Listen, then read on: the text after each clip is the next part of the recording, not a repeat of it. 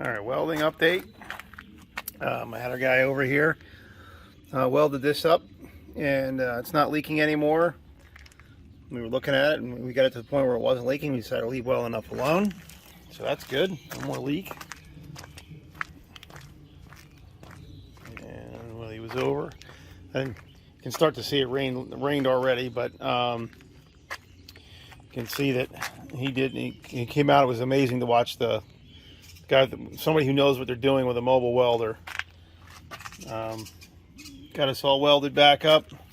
It's amazing to watch. He did what he said. He called it. He V'd this out, and he took his torch and cut this, not completely through, but he put a big V channel in there and welded this out. The guy that did this, he's an older guy and long since retired. He used to work maintenance on the railroad, so he was very used to heavy welding.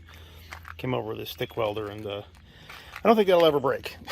That is one substantial repair. So I'm going to go ahead and get that painted up so it doesn't rust anymore, and we'll move on to the next. First drive with the new power steering.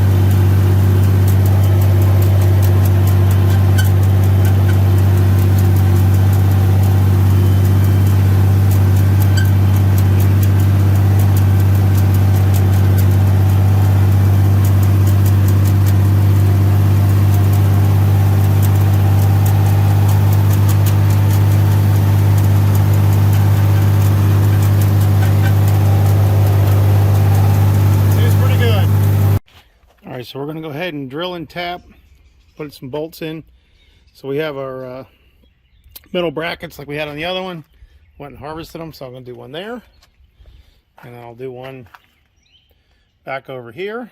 And we're going to drill them, tap them, and we'll just use 1/4 20 bolts. I'm not going to put studs in, we're just going to put 1/4 20 bolts in it. Should work just fine. So here we go. Alright, hole is drilled. The hole is drilled and tapped, and I'm going to throw a little bit of paint on this backing plate. Same on these. I don't like that there's nothing on them. And then I'm going to grab a 1/4 20 bolt, put it in there. And then we'll do one more. We'll be done. Easy peasy.